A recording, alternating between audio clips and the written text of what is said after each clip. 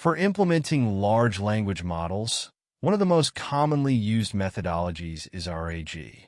Through RAG, we can integrate some enterprise knowledge and private knowledge bases that we own with a large model to solve user problems.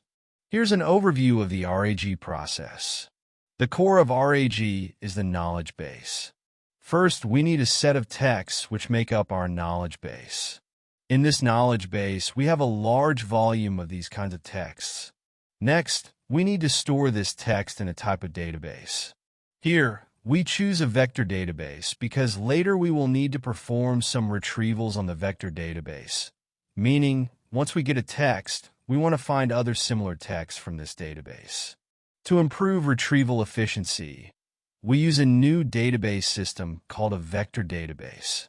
Before placing text into the vector database, we first need to split the text, essentially breaking down the entire article into several paragraphs.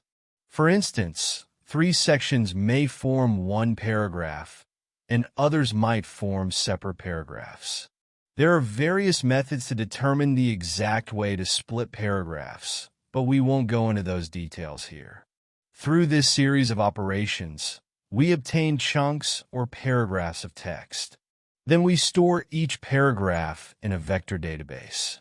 Before storing in the vector database, we need to transform each paragraph into a vector form, a process called embedding. Now, we have successfully placed the knowledge into the vector database. The next question is, when a user asks a question, how do we respond to it? Here we move to the user question phase. When a user asks a question, this question first needs to be converted into a vector. This step requires a tool to convert it into vector form, which we must have available.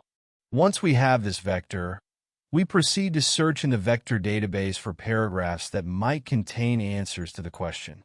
This search process is essentially a retrieval process in the database. We use this vector to search the vector database, and after the search, the vector database can return the top paragraphs that might contain the answer. Say, the top 10 paragraphs. These paragraphs are gathered together, a process we call retrieval, and the retrieved result is called the context, which may contain the answer to the question or at least some clues within this context. Then, we combine the question and context into a prompt. This prompt format is based on this context, enabling the large model to answer the question. Finally, we give this prompt to the large model, which returns a response to the user. This is the entire RAG process. Of course, one of the most important parts is to properly segment the document and then store it in the vector database.